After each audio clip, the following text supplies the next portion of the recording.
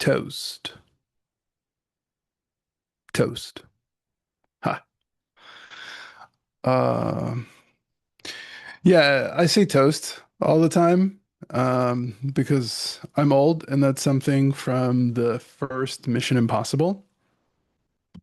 Um, Ving Rhames is the guy in the chair, and he is testing the volume sensor because they're about to go in and steal the knock list. And there's a sensor that detects heat, motion, and sound. And so he has this sensor that says how loud he's being, so they can know if they're going to get caught. And if he gets caught, then they're toast. And so he says, toast, toast, toast. And he says it with increasing, volume to figure out how you know when you're toast. So that was a fun fact for why I say toast at the beginning of some of these calls. I tend to do it on all of my recordings. I'm kind of I'm a data whore. um, More like I'm like trying not to be a data hoarder. So I'm trying to implement personal policies to reduce the amount of data I keep in storage. I don't know if any of you like what you do with your photos um, on your phone. So if you're the kind of person who, takes a lot of screenshots or takes a lot of pictures, do you just upload them to the cloud? Do you just keep them on your phone? Do you back them up? Once they've started overloading your phone, do you just buy more storage space on your phone?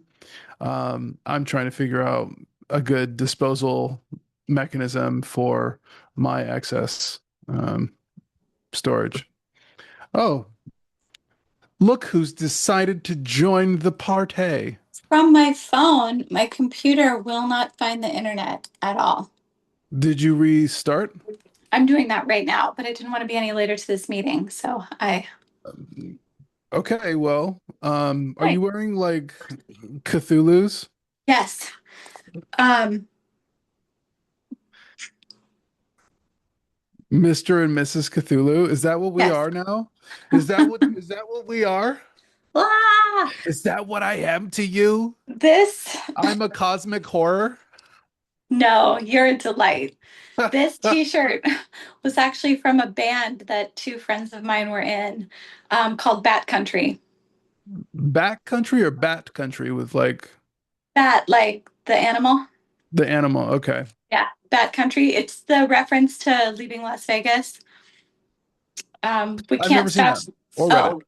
Oh, um, there's a famous line at the start of the book that says, "We can't stop here. This is Bat Country." He's like in the desert driving to Vegas, high out of his mind, and he's seeing things, and he's like, "We can't stop here. This is Bat Country." And he's like Hmm. speeding through the desert. Anyway, it was a great band. Did somebody light a candle? I don't think so. It smells I, like candle smoke. oh, it's probably all the stuff of ours that I have brought into the house. No, it just literally started now. Oh, I don't know. Okay. Yeah. Well, let's hope that this house doesn't burn down too. Oh my God. Too soon. Too soon. I'm so funny. That's the other thing is that my my best friend Jim, he has been like trying to understand my sense of humor. Meanwhile, Paul completely gets it. And the difference is that Jim likes, he likes clever barbarian humor, but I like gallows humor. Um, and you know, things that are wildly inappropriate to say now. And I gotta say, whenever you say stuff like that, I usually laugh really hard. Yeah. So it's pretty funny. Yeah. Um, so speaking of, gallows humor or hopeless, terrible cosmic situations, we watched Oh, The Martian. oh my God, we did, which is Yeah, horrifying, but a great movie. yeah. Man. Um, and we had been like that had been on our list for a while now. Hmm. Um, and I kept postponing it because that's how I feel. I feel a lot of the time because again, this is remote work and I am very much a social butterfly, but if you met me in the past, I don't know, 6 or 7 years, you would think that I'm just like this weird recluse. Because what happened is I went to grad school in San Francisco, and then I came away with some bout of agoraphobia. And then I overcame that agoraphobia and was like, oh, yay, let's go outside. And then COVID happened. And then Mm. I got like stuck inside again. And then I got a remote job. And then now I just kind of work remote and I haven't like really traveled for work in oh my God, like 2 years, you know. I went to Yeah. Mexico um to work with the accounting team, but then I haven't like I haven't really traveled for work. And I almost feel like I was gonna say we almost didn't travel for anything else, but that's not entirely true. Um, you know. We did. But We've taken a couple of trips. well, yeah, that's what I was saying is that's why I didn't say it.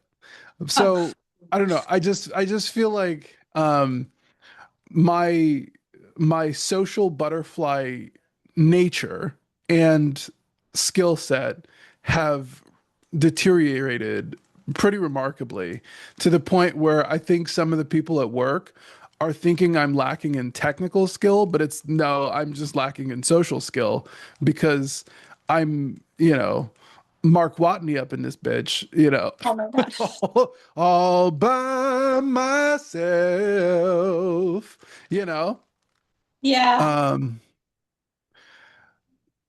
so what was it? The thing about The Martian that yeah, I avoided it because I felt like that and it made me sad.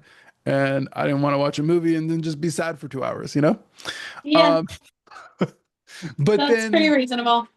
but then I was like, no, because the story is that he gets out of the situation, right?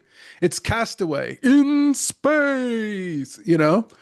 Oh my God. And and what does he say, spoiler alert, at the end of the movie is solve one problem and then the next and then the next. And if you solve enough problems, you get to go home. And and I was like, yeah, that's Right? exactly what I'm doing. Um, you know what it is? I think somebody's smoking outside and my window's open. Hold on. I'm gonna go close the Oh. window. Okay.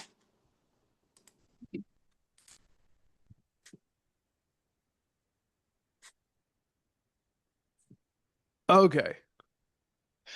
And now we're back from outer space. Literally. I just walked in to find you here with that sad look up on your face. Excellent. Yeah. So that's it, right? Is what we've been looking at is this problem set that we had all last year. And that's exactly what we've been doing. And for those of you who don't know, my dad is an astronaut. And so the ironic part is I grew up in a household where, by the way, everybody else in my family is an introvert except me. So that was like, I got really good at sort of reading micro gestures and micro cues from my more quiet, reserved, introverted family members. Um, Hmm. my older brother especially is, you know, it's how he says things.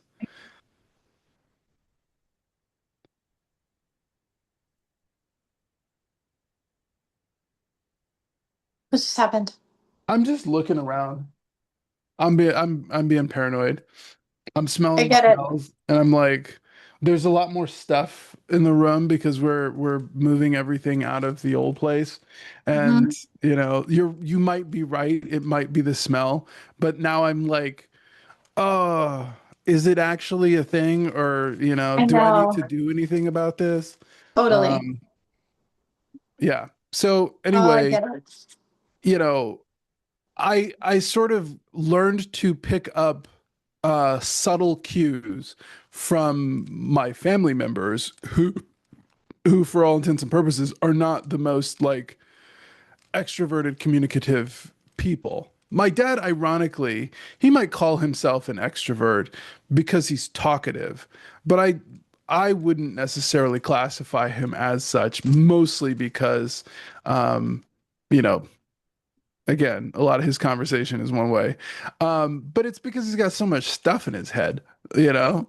And well, I sort of inherited that. Just a um, little. Hold on, keep talking. I'm gonna hang up here and get back on the computer. I fixed it. okay, great. Okay. So, what I basically realized, and this was also in grad school, I was reading this book called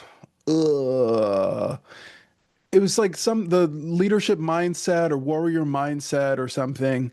And it was by this, oh, welcome back. Hi. It was by this Navy SEAL. And and I was reading through it and I was like, I already know all this stuff. Oh, I already do all this stuff. And then I called my dad and I was like, Dad, I'm reading a book about Navy SEAL mindset and I do all the things. You know where I learned it from? He's like, me? And I was like, yup. Accurate.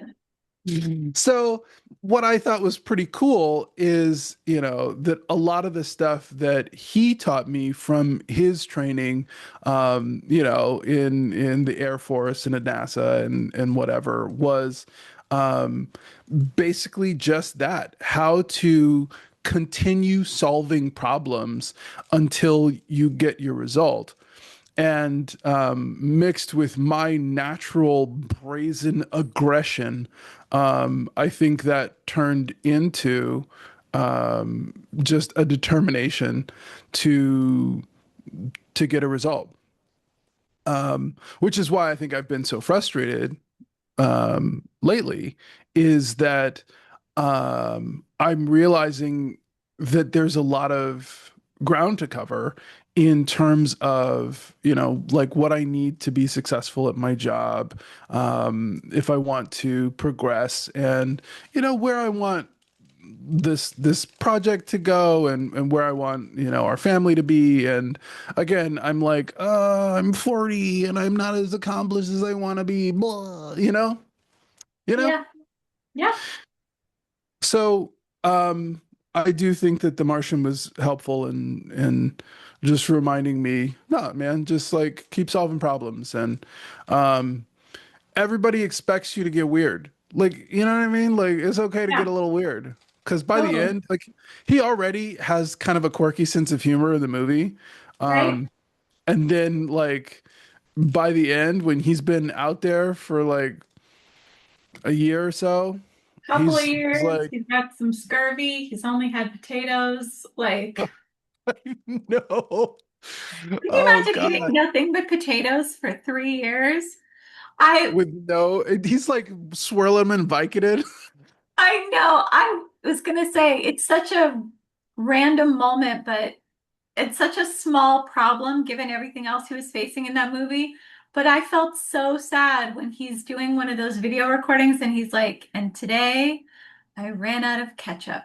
And I was like, oh, No. like Well, for you, insult to you don't even care injury. because But I'm not for me, but do you know what I mean? I was just like, oh, that sucks so hard. yeah. That's And poor that's guy.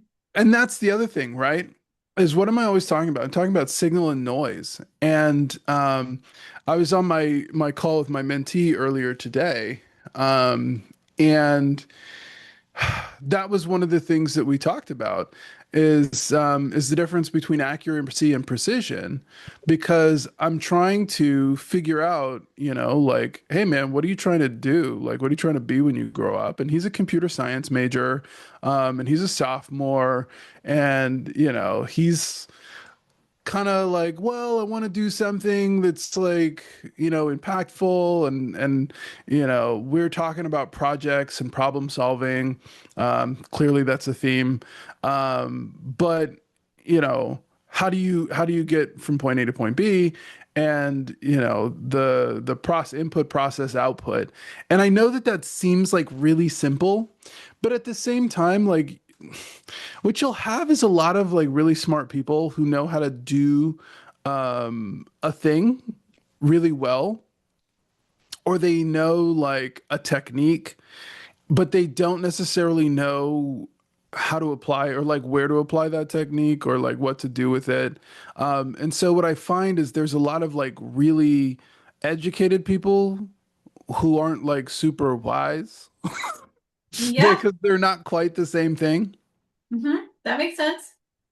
And so, we were talking about this, and I was just like, look, what I do all day is I basically try to draw a straight line from, a series of data points, numbers, um, categorical versus quantitative measures. And, everybody loves to be like, oh, well, what does the data say? And I'm like, data doesn't say shit. Data just is, right? What do you want? Like, what are you trying to get? Right. Um, because, and again, that was another call that I had today was, one of the PMs took one of my data products to a client and said, hey, Mr. Customer, what do you think of this? And they're like, yeah, it's fine. And then I asked him, I was like, so did what are they going to use the numbers for? And he's like, I don't know. We'll go back and ask. Right? Like we should probably because get that. like like I can make you a pretty chart with like little buttons and shit, but if we don't know what thing they're trying to answer, then what's the point? Because what I thought, because I was making, first off, I was making this for the internal team, and I know what the internal team is trying to do. And so I said, and they're like, well, this is really good. Maybe the customer wants this stuff too. And so he pitched it to the customer. I was like, and the customer was like, yeah, sure, cool. And I was just like, but then what does the customer want from this? And if we don't know what our goal is, then we can't really tell, if we can't make a progress bar to see if we're getting closer to or further away. Hmm. Right. So, here I am now giving PM's homework. Um, but that was just kind of the idea with my mentee, is he was just like, well, I want to get a job, and I'm like studying computer science, and like I'm doing math, and try want to do a minor in math or a double major, and I was just like, why? Like, what do you need it for? And he's like, well, it might make me more attractive to the job market. And I said, bruh, and so what I did? I did a PSBI with him. I did problem, solution, Oh, benefit, impact. nice. Um, so again, this is one of my frameworks that man, I love me some frameworks. So this takes from the SCR model, which is a McKinsey framework, situation, complication, resolution, and they basically took that from storytelling. This you ever if you ever see the guys who made South Park, they have this like 4-minute video where they're telling a class of aspiring filmmakers, ABT, and but therefore. And so most bad stories are just a series of and thens. So I was in my house, and then a ninja came in and threw a shuriken at me. And then I hit him in the face and ran out the door. And then a tank showed up and it rolled over my car. And then, like a Cats commando fell from the parachuted from the sky. sky. Yeah, right? Like, wow, action, right? And somebody will be like, look at this plot. And I'm like, but there's no story. And the reason is a story requires a goal. Your protagonist wants to do something, and then something gets in his way, and then he has to find a way to overcome that thing that got in his way.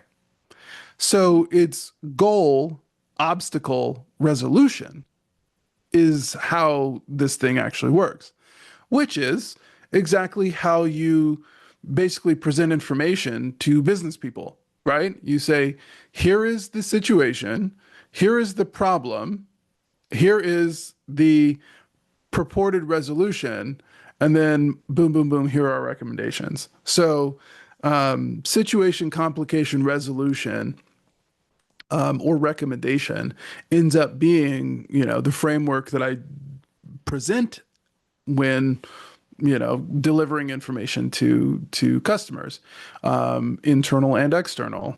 And we walked through one of those for his job search. And I mean, he's a sophomore, so he's not even trying to get a job yet. But that's Oh, the thing that he's most worried about. He's like, I don't know how I'm going to get a job. And so I said, bruh, what you need some economics up in your life. And so, one thing, 10,000 things. Here's how you walk through a project.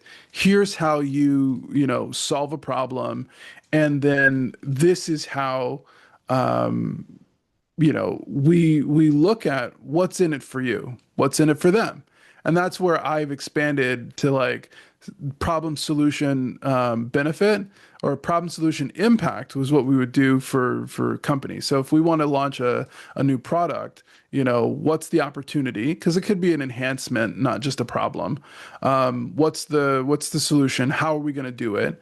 And then what's it going to benefit us? And that way we can compare. We've got 5 different projects that we want to consider. Which one has the highest ROI? You know? So now we have a way to measure which thing we're going to focus on and a direct path of evidence to why we've chosen this particular thing, right?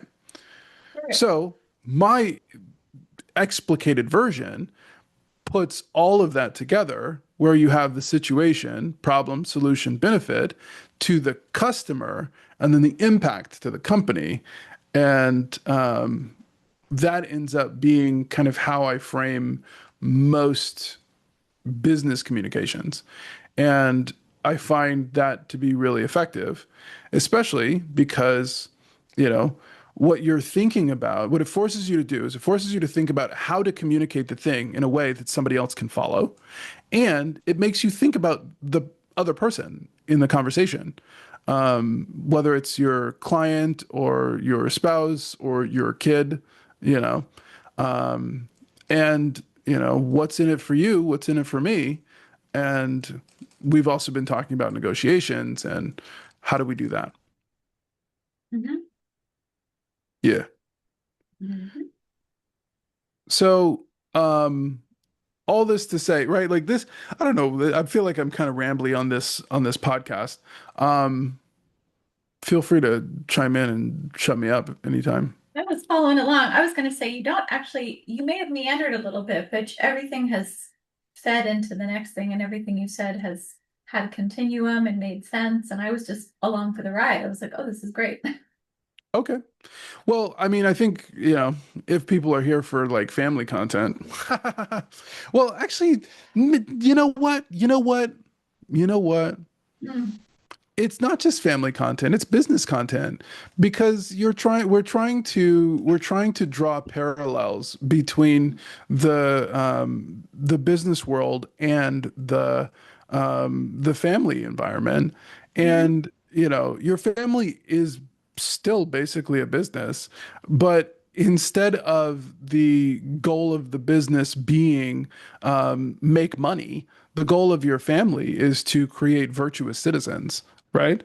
Right. And so this is why I consider the family organization a guild. Mhm. And, instead of turning out plumbers and electricians, you're turning out virtuous citizens. And so what does that entail? And so over the weekend, or yeah, we were talking about personality. Do you remember why did this come up? Honestly, we were talking about my mom, and I made some sort of comment about how our personalities are different, and you were like, "Ooh, the word personality is triggering something in me because I think people sort of fling it around, but I think personalities are more. I don't you don't think personality exists as most people use the word." And so then we got into it because I was like, "What do you mean?" I disagree, but then you explained it, so that's how we got into the whole situation. Got it. Got it. And there's a book, um, something about like personality or the myth of personality. I think that might be what the book was called. But the author's point was that people sort of think you have a personality and that personality is fixed. And then I thought about Caesar Milan, the dog whisperer. Um, You had a and big Caesar Milan moment. I love Caesar Milan. You have to Yeah. have a calm and dominant energy. Psst, you know, I love that guy. That's And I great. was like, he has that like opening montage where he opens the door to this gate and he's got like 50 dogs and it's just him running and the dogs are running behind him. And I'm just like, yeah, get it. See, like, like Caesar's my dog superhero, you know? Uh-huh. It's Yeah, very sweet. I like it. he's like dog Batman, but like he's got such a great presence. Like, Yeah. I like Caesar the way that dogs like Caesar, and now Yeah. dogs like me, right? Like all the other dogs in the neighborhood want to come and hang out. And I'm Oh like, I yeah. want to hang out with you too. Can we schedule a play date? Yay. Yeah. So what he says about personalities, like dogs don't have personalities. Dogs aren't people. They're dogs. And, he's like, before you get offended, they have drives. And I was like, oh, that's interesting. And so, they have play drive, they have mate drive, they have food drive, hunt drive. And if you think about dogs' behaviors in terms of drives rather than in terms of, human feelings, you actually get much better results with your dogs. Because one of the things that humans do is we try to personify everything. We try to make everything like us rather than seeing things as they are. Hmm.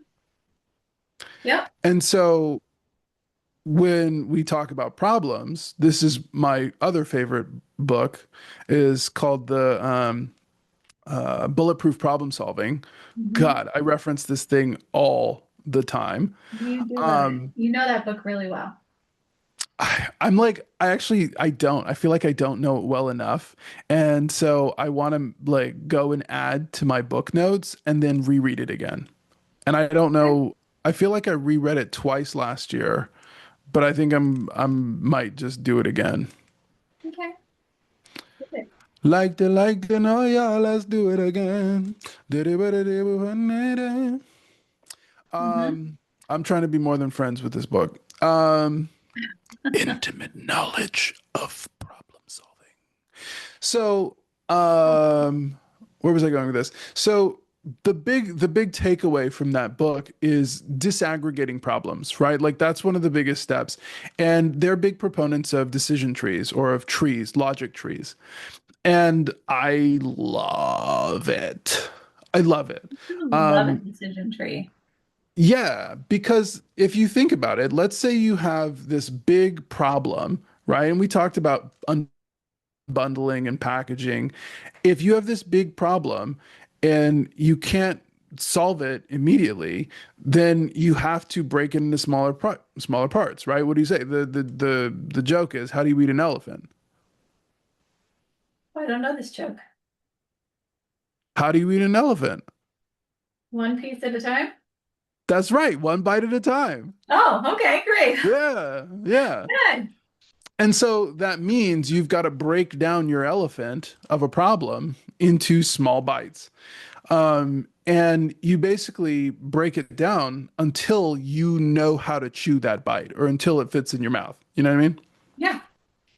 And that's what The big conversation around this book ends up being, and that's where I think a lot of people struggle with personality is really a bundle of habitual behaviors that other people recognize.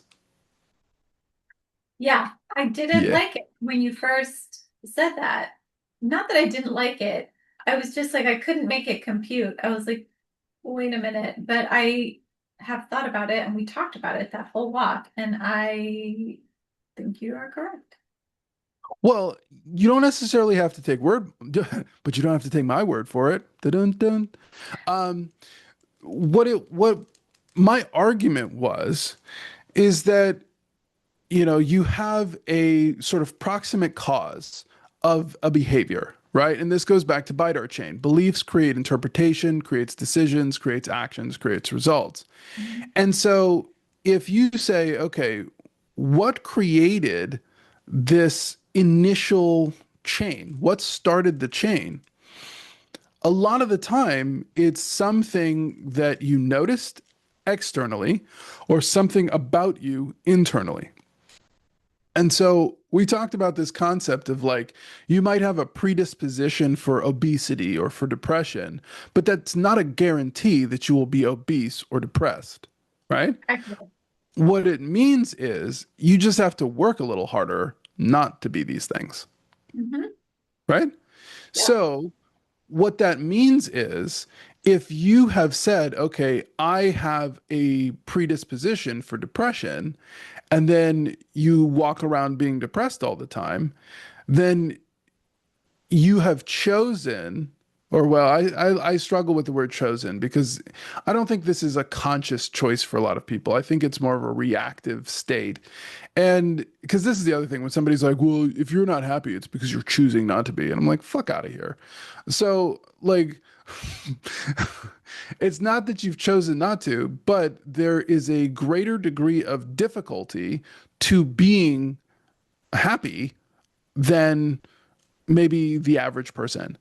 And Some people just kind of lean into their nature rather than try to develop or fight against it or change their nature. It's just like the path of least resistance. right. And that's where I introduced the concept of identity versus persona. And so your identity tends to be essentially your internal personality, right? It's how you think of yourself. In the Matrix, they call it residual self-image.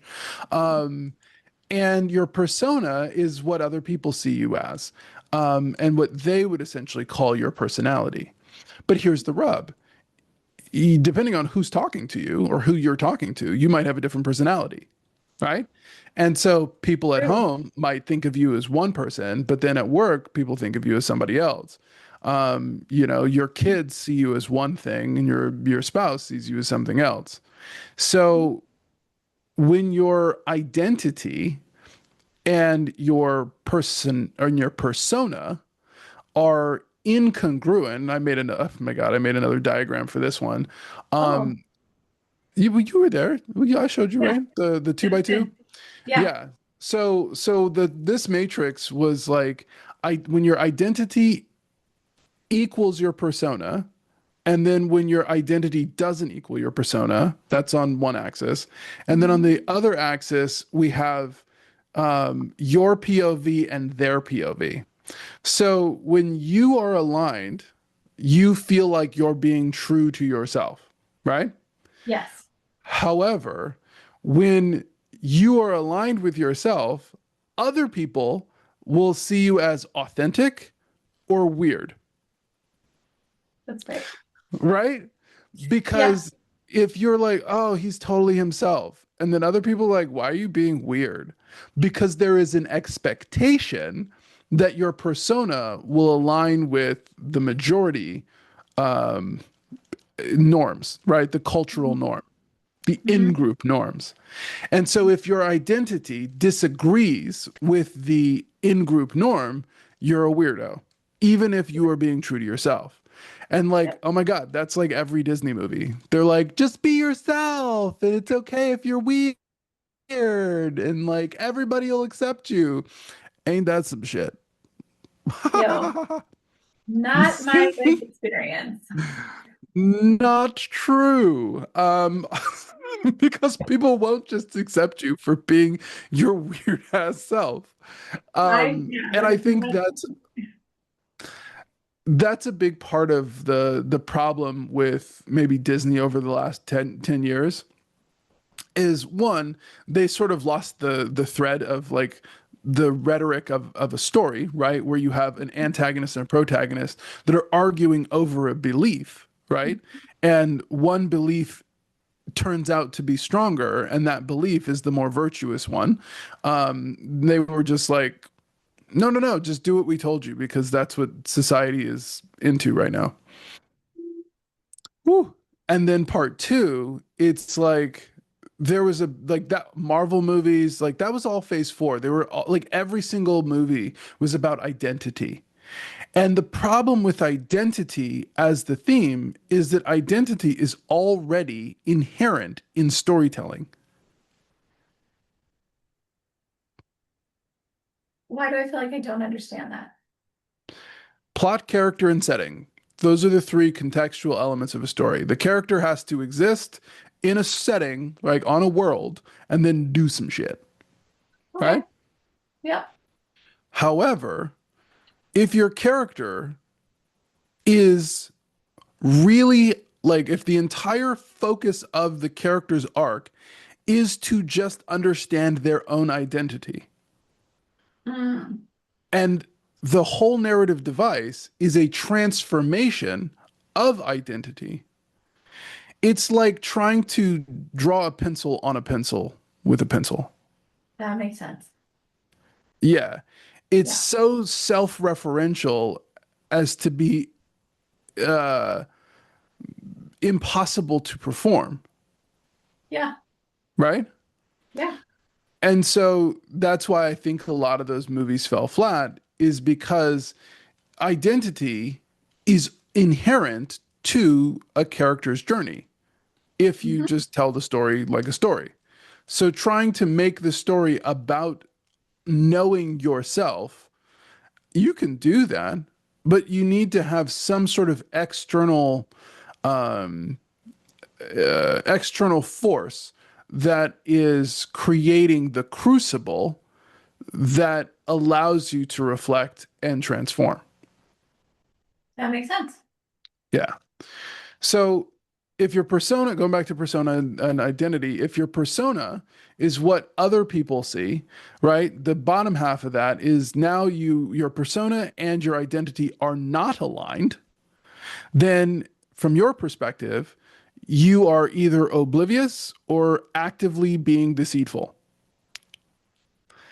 From the other person's perspective, you are oblivious or deceitful, right? Yeah. And we tend to be less generous when somebody doesn't act in accordance to, what we know is who they are. Hmm. And so we tend to just assume that other people are malicious when they are misaligned. Um, And because sometimes I'm just unaware. right. And I actually think a lot of the time people are just socially inept, right? Like I did not register that this is how this other person, you know, was behaving. Yeah. And so I assumed they were lying to me because, what they said and what they did were incongruent. Yeah. Yeah. And so this is really sad because people with poor social skills end up coming across as deceitful just because they don't know that their persona is not aligned with their identity, but they're doing it, generally speaking, reactively. Yeah. Yeah. Now, all that to say, you can adjust either one of them. You can adjust your identity, which is what character development is, and you can adjust your persona, which is marketing, branding, you know? Mhm. And so, how do you become a good brand without being inauthentic?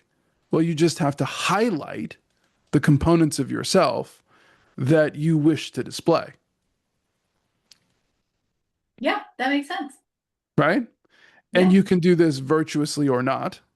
Obviously, the or not version is when you highlight one thing and pretend that the other thing doesn't exist, even though you know that that other person fucking hates it.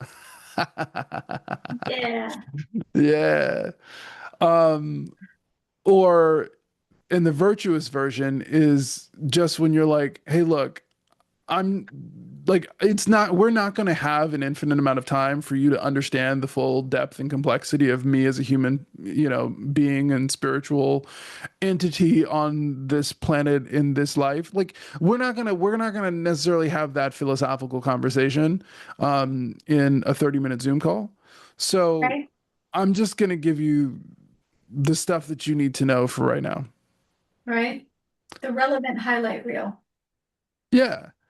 And, you know, ironically or not, some people hate that shit. I tend to be one of them. I want to know everything about you as a spirit. Like, tell me about the innards of your spirit. Right. That's what I love. Yeah, me too. And I'm one of those people too. When I ask, hey, how are you? I mean that shit. Like, I want you to tell me. I want the whole story. And if it's not good, lay it on me. That's fine too. Yeah. And that was the subway takes. This Oh, guy was yeah, that's basically right. That's like, right. yeah, like don't tell people how you are. Like don't ask people how they're doing because you don't care. Like I really don't care how you I are. care. And he's like, no, you don't. You like say, oh, I'm fine. And then now you're just standing around like a bunch of assholes. And so it's like, what's good? It's all love. And then you like walk away. That was really funny. Yeah, that was really Yeah. funny. And Oh, unfortunately, I'm inclined to agree that most people really don't want to hear that. They don't want to know how you are. But I want to tell you because you asked. And then now what I have is the situation where I have now been my authentic self and I've turned off pretty much everybody who is not like in let's have a share conversation, you know? yeah. Yeah. Which is a So bummer. this is the other, what's up? I said, which is a bummer, but I get it. Yeah. Because then what you have is people passing up on connection. Uh-huh.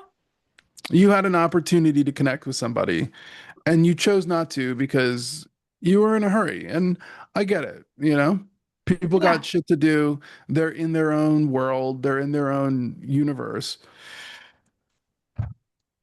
But that's not how you're going to make communities. That's not how you're going to make connections. That's not how you're going to, you know, Hmm. develop friendships and intimacy and um find people that you really want to continue the connection with, Right? right? You Yeah. won't Yeah. know that you wanted to communicate with that person because you just said hi, I'm fine, and then left. Meanwhile, that could have been Right. exactly the person you were looking for. But if you never made it past that surface level interaction, you'd never know. Yeah. Yeah. And so, this is one of those things is how do you get from the public to the private, and maybe even some secrets with somebody in a way that doesn't feel forced, that, you know, is engaging for both parties. And this is something that I really struggle with is that, I don't shut up and I, I'm not very entertaining.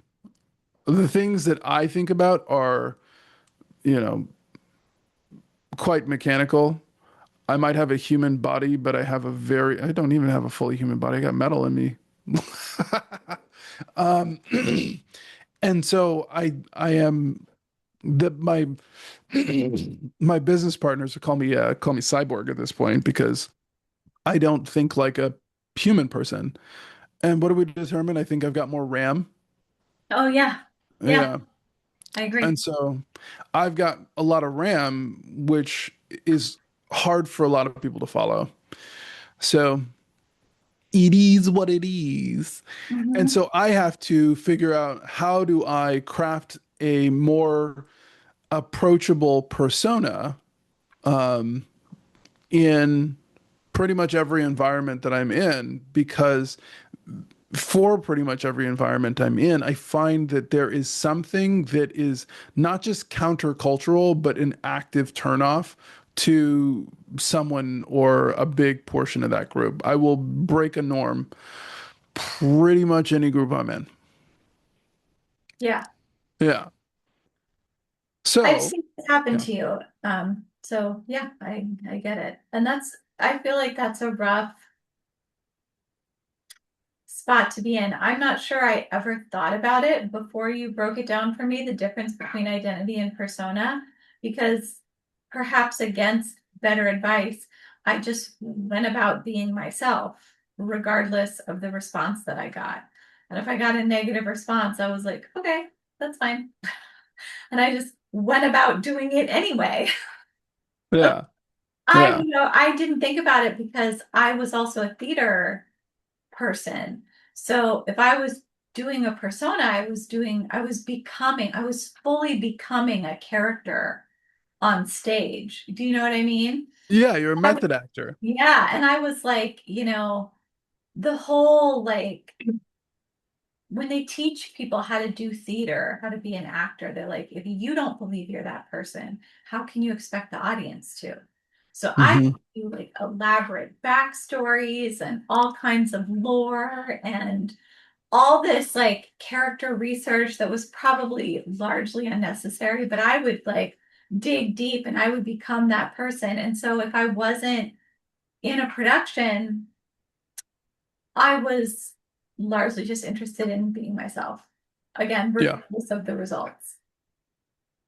No, and I love that because I mean, this is one of the things I love about you is that um you are very congruent, right? You're very aligned with your identity and your persona. And Mhm. so I don't have to wonder if you are being deceitful. And you're not oblivious either. So that's also cool. Um, and I like weird people, but you're hella weird. I know. I know. I'm such a weirdo. It's so funny. You're always like, Erin, you're not a helpful case study for anything normal. So, and you're like, Yeah. you asked my opinion. I'm like, I don't know. Here's what I would do. He's like, great. I will do the opposite. Because that Yeah, is what no James one in the Clear bell wants. curve would do that shit. Because I am a weirdo. And, it took me a lot longer than I wanted in life to find you, somebody who likes my weird, but it was worth it, Yeah, and sure enough, like, you know, there's a weird out there for you, right? you know? Yeah, Just gotta find your kind of weird. there's a weird out there for everybody. That being said, this is what I find is the big challenge with being a weirdo. And not just being a weirdo, but fractionation. Is that if there is no shared culture, then everybody's a culture of one.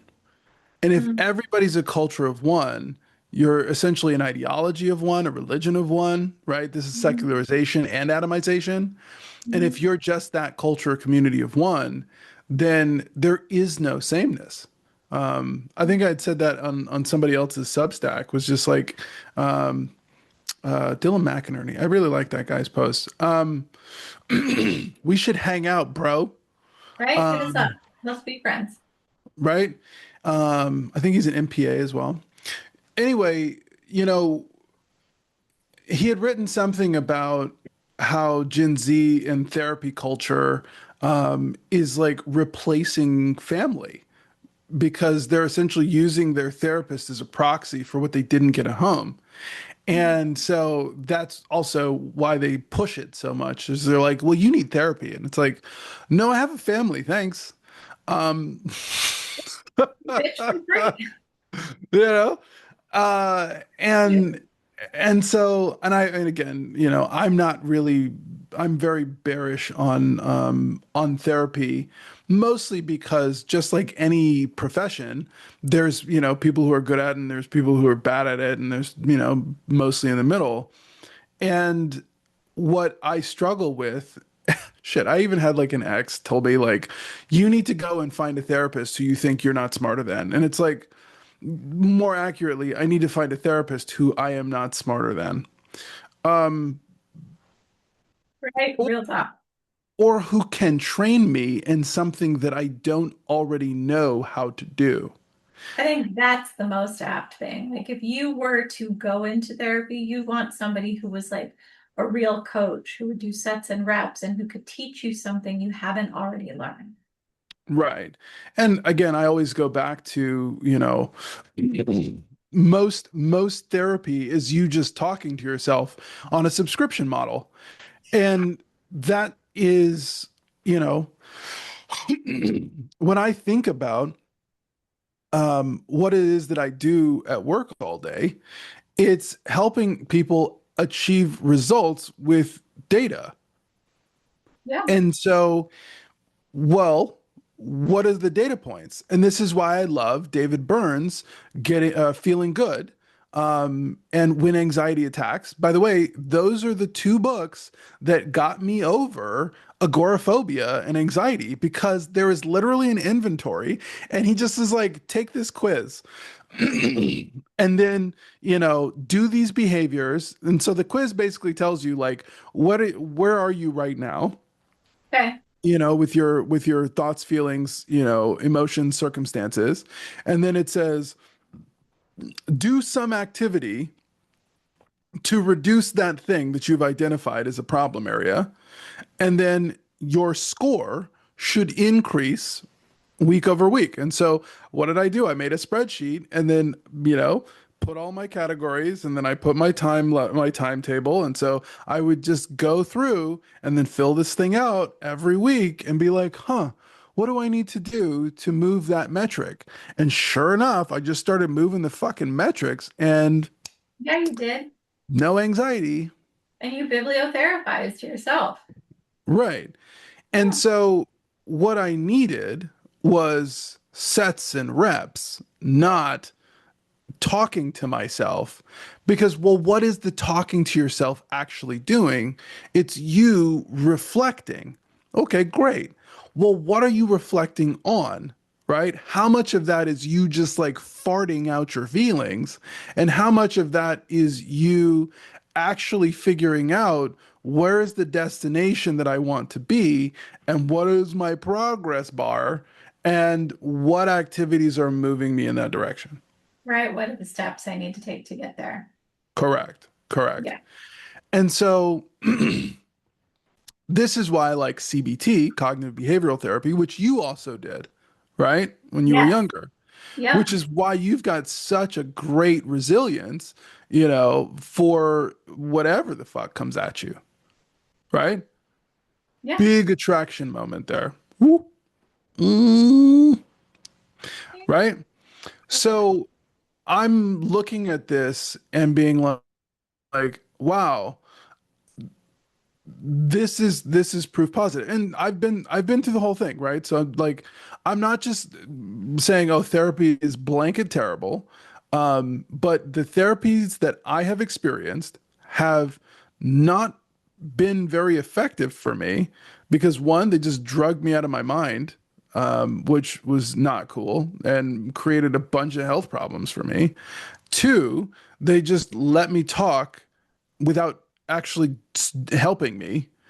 And then I went to a hypnotherapist, and the hypnotherapist was just like, you know, do this thing. And I cried on the couch, and had a little stuffed bunny, like, the whole shit, right? You try it And all. I went to couples counseling with a previous, relationship partner, like, and basically the fucked up thing is the therapist like didn't even help me out, bro. I You know, know. partner was just like, yeah, when he says something and he's right, and I don't like that he's right, I'll make him doubt himself. So I don't feel as bad about myself. And I was like, But you cut me off at the knees just because when I was actually right and helpful? That's What's true. wrong with you? Clearly, we are not in a relationship anymore. But the therapist was just like, I see this attack energy. And I was like, I'm not attacking anything. I'm literally choosing the Gandhi move, Right? right? And so then now what you have is like a therapist who maybe has an incentive to keep you there, right? Hmm. Or, um, picks a side or, says something like when one party is probably the protagonist and the other party is the antagonist, and like Yeah. the therapist doesn't identify, hey, have you thought that maybe you're the antagonist here, right? Right? They don't want to say that to you because, oh, well, you're going to take his side. Well, if he's fucking right, yeah. Sometimes you Well, it's should. not about right or wrong. You're right. It's about agreement. And if we can't come to an agreement because, you know, my max your let's see, my lowest acceptable price is greater than your maximum price, then we are not in a zone of possible agreement and it is win-win or no deal, Yep. I agree. right? I agree. So, all this to say, we're looking at all of these business frameworks and I'm applying them all to like my day job. And whenever we find something that applies to home life, we just overlay that shit, Yeah. Just right? in there. Give it a go. Oh, I didn't even get to uh the personas. So, okay, let's wrap it up with this then. How's that? Great. Um, Another book, E-Myth Revisited, Michael Gerber. That's a good book. You read that one? Yeah, you gave it to me. Um, and the thing that he talks about is your three personas, right? You've got your technician, your manager, and your entrepreneur. And these are like hats that you wear in a business. And so, it was really prominent, maybe five years ago, 10 years ago, for people to be like, you're working in the job versus working on the job. And well, most jobs are service jobs, right? So Hmm. most people then are technicians, and most people are employees. And well, as an employee, you're generally speaking a technician or a manager. So, and well, there are more technicians than managers. So if you have the vast majority of society who is a technician, and well, that's basically what school is teaching you to be. School is teaching you to be a technician, right? Gain skills, skill game, skill game, skill game. Hmm. So if you're always working in the job, when do you work on the job? When do you improve your processes? When do you map your processes in the fucking first place? Right? Right? How do you Great question. know if you've got like unnecessary steps in here? Yeah. Right? Yeah. Um, and so most people, and I just kind of drew out this distribution, it's like 70% technician, 20% manager, and then 10% entrepreneur. So the manager works on the job and the entrepreneur creates new jobs. So almost none of that is occurring. That's why everybody's scrambling in the job market, right? They're like, oh no, the job market is terrible. And it's like, dig your well before you're thirsty, Right? right? Yeah. So I'm if struggling you, with that right now. right? But again, where were you in your last job? You were practically slave labor. So, you know, that's not going to give you a whole lot of time between, job responsibilities and parenting responsibilities to, go out and network and do that. So, our goal for you while you were in that last job was to free up some time with automations so you could do things that were more fulfilling for you, which includes, adding things to our social calendar. Hmm. So, you know, the entrepreneur is looking for opportunities.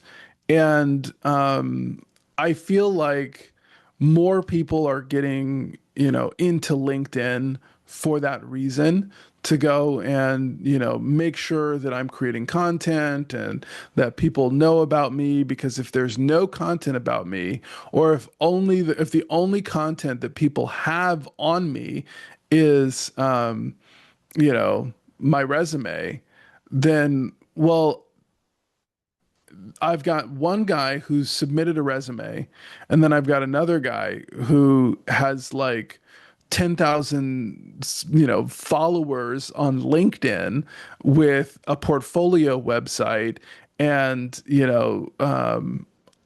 some really insightful posts about the work that they do. Well, this one guy is basically like, it's like going on a dating app and then like there's no picture. Yeah. There's like no bio. It's like, Yeah. well, I can't really like your non-existent profile, can I? Right. Because I don't really know what's going on with you. Yeah. Yeah. So that is the unfortunate conundrum, and I do say unfortunate about the modern era, is that if you're not a content creator, you're invisible. Yep. Yeah. And I hate that shit because, I well, agree. I would like to be invisible, actually. I mean, me too. I'm so analog by nature. But Yeah, if, I'm better in person. yeah, but if I mean, where's the line there too between adapting to the way that the world is functioning right now, whether or not we enjoy it? So, I mean, there's a lot of back and forth there, at least for me in my own mind personally. Because as I learned, I was like, well, I don't want to know how to do that, or I don't want to deal with all that, or I don't want to be online.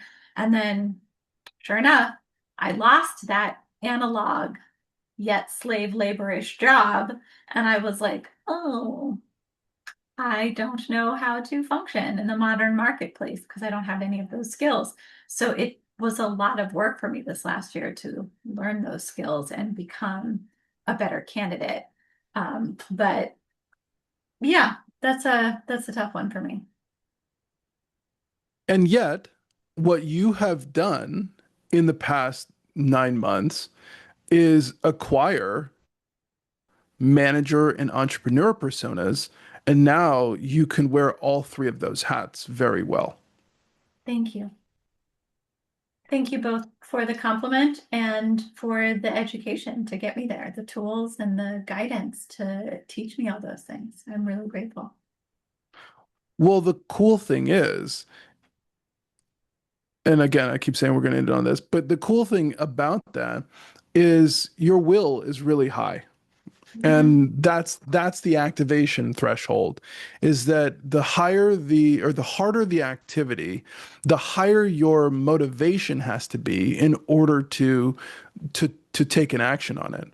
Mhm. And what you find is jobs to be done, push, pull, habit, anxiety. Push is how uncomfortable you are with the current state. Pull is how much you want the new state. Habit is how much, momentum you've built up with your previous actions. And then the anxiety is your FUD, your fear, uncertainty, doubt, and difficulty of the new action. And the thing is, a lot of people don't change anything because, one, their momentum just blows everything out of the water. Their habits are just like so ingrained. And Mhm. then then it's like, well, oh, I really want this thing. I really want the outcome. But your current state just isn't uncomfortable enough, Mhm. right? Yeah. And then it's like, oh, but what about the unknown, the uncertainty, the anxiety of this new thing? Ah, that's why, Mhm. like kids freak out when they graduate high school. Everybody's crying. It's like, oh my God, I've just been here this last 4 years. That's it. Bitch, you done been out there for 4 years. That's all. Mhm. Meanwhile, I've been in the trenches for decades. Oh my God. working Yeah. hard, Right. you Yeah. know? Yeah. And so, but when you're a kid and a big like those are big transitions for you, as Yeah. you're going through things. And so the anxiety is really, really high. And especially now, because these kids have grown up on their phones and they don't know how to have a conversation. They don't know what cues to see in physical human people. And so everything is risk-free on the internet, so they think. Or at least Mhm. they've been like, well, it's easier, it's less risky for me to publish a post or a tweet or whatever than it is for me to go and have that same conversation in person, right? You have a conversation with like some shit that people would say to me online, like, good luck saying that to my face. My aura will crush you, Ah, yeah. right? Right. Right? Yeah. Because I showed my pull-up video to a coworker who's he's an older guy and he started CrossFit a couple months ago and I'm like we talk about healthy eating and I was like, Oh, yeah man, get after it, and I just like I showed him the video of the two of us doing pull-ups and he's like, oh my God, is that you? And I was like, yeah man. And he's like, oh, I'm not, you're a real big guy. And I was like, yeah, yeah, I also true. am. Love So, it. I love you it. know, that's one of those funny things is that, the digital space is free of some risks, but just completely laden with other risks. Yeah. And the younger generation um, is finding that out the hard way. Yeah. And that's part of why I want to be supportive of parents. Because again, what am I doing? I'm hitting everybody. I'm hitting the young kids with our boys, the new baby generation with our friends who are babying it up right now. I'm hitting the college kids with my fraternity and with the mentorship program, Mhm. and then I'm hitting the adults with this. I'm trying to get your whole fucking life cycle I love it. cyborg. Yeah, wherever you are and whatever you need, we probably have a solution for you. Yeah.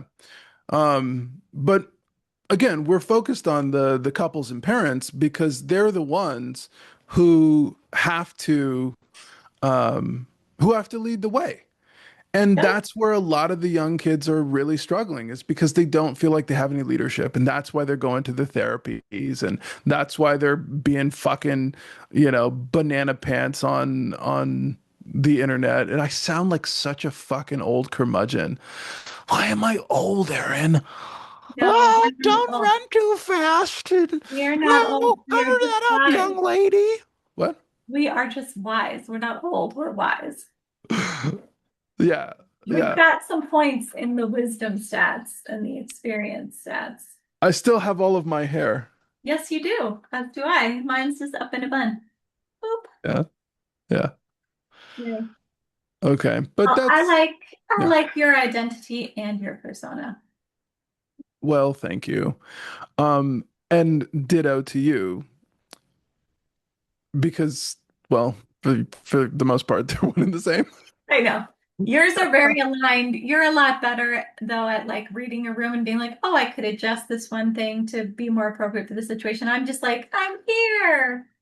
I also, this is what I love about you, of the long list of things, is that again, I don't have to persona because my identity is fucking all over the place, you know?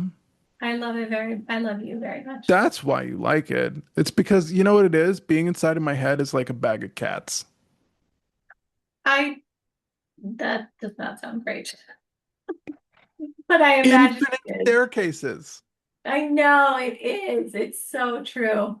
But you're totally right. Your weirdness and your fountain of knowledge and your the way you make connections really delights me. So I love your identity. It's fantastic. Well, all I need is one. Uh, All so right.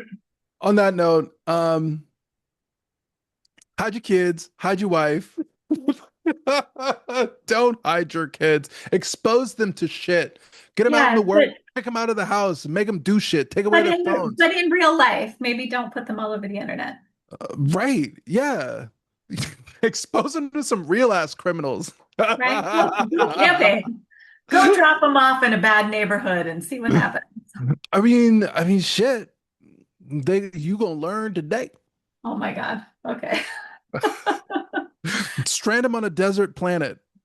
There we go. Just like Mark Watney. Great parenting advice. Send your kid to Mars and let them figure it out. And the ones that See come what back are happens. the real ones, Right? right? There you go. Ignis.